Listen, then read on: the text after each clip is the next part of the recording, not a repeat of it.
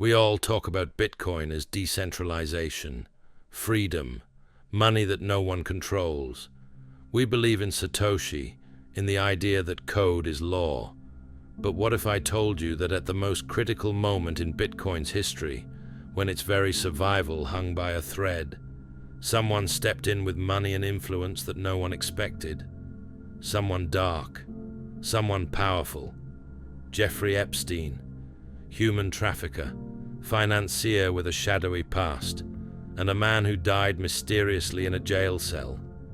Everyone talks about his guest lists, princes, presidents, Hollywood stars, but almost nobody looks at where the real money and real power in tech were sitting. And now, thanks to newly leaked files, 3.5 million pages, text documents, videos, we're not talking rumors anymore. These are direct proofs. Epstein didn't just dabble in crypto, he claimed he controlled the developers of the top cryptocurrency. Folks, it's time to unpack these secrets. Today, we're going to look at every document. We'll see how Epstein was connected to the creators of what would become a major cryptocurrency, why he considered Bitcoin a mistake, and whether blood money really helped fund the code that now underpins a trillion-dollar industry. Buckle up. This isn't conspiracy theory. This is documented fact. Let's dive in. Who was Jeffrey Epstein? First, for anyone still confused, who is Epstein, and why should we care what he thought? Many assume he was just a rich pervert, but that's not exactly true. Epstein was a fixer, a man who solved problems for the elite. He didn't run a hedge fund generating billions from trading, yet the richest people on the planet trusted him with their money. He was obsessed with science, eugenics, and transhumanism. He donated huge sums to Harvard and MIT. Epstein always wanted to be where the future was being shaped, to control it. And around 2010, that future became Bitcoin. The files we're analyzing show that Epstein was embedded in the crypto world far deeper than anyone imagined. He didn't just buy Bitcoin. He talked to the people who were building the entire industry. Fast forward to 2015. Bitcoin was struggling, around $200 per coin. The industry was still reeling from the Mt. Gox collapse, the first major cryptocurrency exchange to go under. But the bigger problem was elsewhere. The Bitcoin Foundation, which paid the salaries of the core developers, Bitcoin Core, had gone bankrupt. Gavin Andresen, Satoshi's successor, Vladimir van der Laan, Corey Fields, the people literally writing the code that ran Bitcoin, were left without funding. Imagine this: the network keeps running, miners keep mining, but the architects of the code have no money for rent. A vacuum forms. And here comes MIT Media Lab, led by Joi Ito, and Epstein's money. Look at this document, a letter from Jeffrey Epstein to Joi Ito. Epstein writes plainly, "Many organizations tried to step into the vacuum created by the bankruptcy of the Bitcoin Foundation and take control of the developers. We moved fast and won this round." He frames this as a victory, a capture of a strategically critical asset.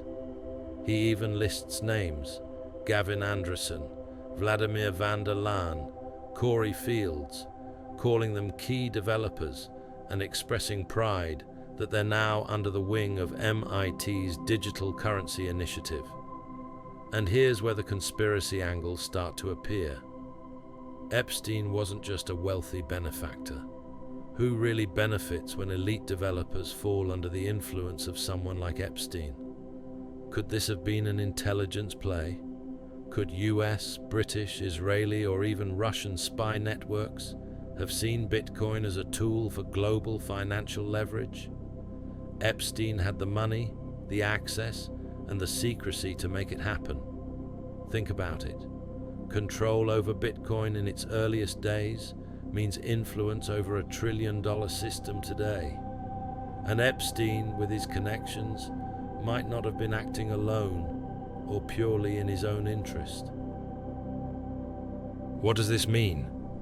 It means that, at some point, the salaries of the people updating Bitcoin's protocol were funded by grants that, according to other investigations, were partially filled with Epstein's money. Joy Ito resigned from MIT precisely because he had accepted Epstein's funds and tried to cover it up. Did Epstein control Bitcoin's code? Technically, no. Bitcoin is open source, and any change is reviewed by the community. But he funded the people who had merge rights, the authority to merge code. In the corporate world, this is called soft power, influence through dependency.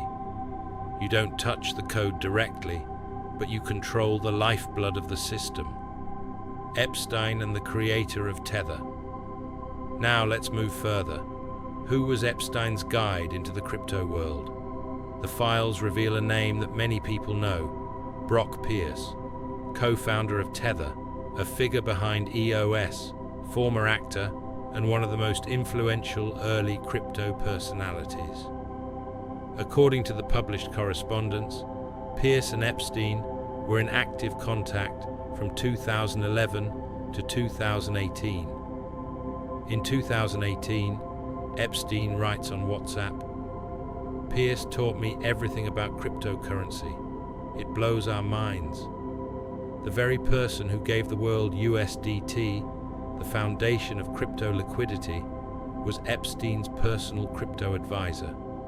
They discussed investments in Coinbase. They discussed Blockstream. This proves that Epstein wasn't just a passive investor or curious outsider. He had inside information straight from the top of the industry. And Brock Pierce apparently had no problem sharing this knowledge with a man whose reputation, even back then, after the 2008 legal case, was, to put it mildly, extremely questionable. And here's where the deeper conspiracy possibilities kick in. Epstein had access to massive sums, connections to the ultra-elite, and intelligence networks, US, British, Israeli, maybe even Russian contacts. Who really benefits from having the person controlling liquidity and early crypto networks influenced by someone like Epstein? Could this have been a back channel for intelligence agencies to track or manipulate the future of money? Think about it. Tether, Bitcoin core funding, insider knowledge from top devs, all funneled through a man tied to some of the most shadowy figures in the world. The patterns are there, and the timing is suspicious. Epstein's influence hits just when Bitcoin could have collapsed after the Mt. Gox disaster. Coincidence? Or a meticulously planned play by hidden powers, using the crypto revolution as a geopolitical tool? Now, let's talk about Blockstream. Blockstream is a company founded by Adam Back, a person many speculate could be Satoshi Nakamoto himself. They develop key technologies for Bitcoin, like the Liquid Network. According to the newly released files, in 2014, Epstein participated in a Blockstream funding round. The amount, laughably small for him, $50,000, transferred through an MIT fund. The total round was $18 million. Adam Back has commented that this was the end of it. The money came through the university. We didn't know it was Epstein, he says. Here comes a little irony. In the correspondence, there's mention of another character, a programmer with a yacht, desperately trying to break into the elite scene. But, quote, he attracts the wrong people. Guess who that was? Michael Saylor.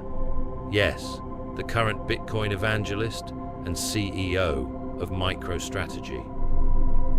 Back in 2014, for someone like Epstein and his circle, Saylor was just a brash outsider, someone they didn't want at their table. Fast forward, and the irony hits. Saylor is now one of Bitcoin's public faces, and Epstein is the outcast. Perhaps missing that elite inner circle saved Saylor's reputation. Now, let's talk insider trends and information. Epstein leveraged his connections to spot trends before anyone else. We don't have access to billionaire parties, closed meetings, or private WhatsApp groups, but we can analyze what these files reveal. And here's where the conspiracy theories start to swirl. Epstein, with his intelligence connections, US, UK, Israel, maybe even Russian contacts, had a front row seat to crypto's early development. Could the CIA, Mossad, or even the FSB have quietly observed or influenced these moves? Who really benefits when the person funding Bitcoin core developers and early liquidity tools is a convicted sex offender with ties to multiple intelligence networks? Back to 2014, Epstein wasn't just funding people, he was thinking strategically. In his letters, he complained about Bitcoin's public blockchain. He said transparency was a problem. For a man trafficking people and laundering money, a public ledger is a nightmare. Then, in October 2016, Epstein wrote something truly bizarre. He claimed he had discussed with the founders of Bitcoin, plural, the creation of a new digital currency, one that would be anonymous, but also compliant with Sharia law. Yes, you heard that right. He allegedly claimed to talk to founders. Was he exaggerating?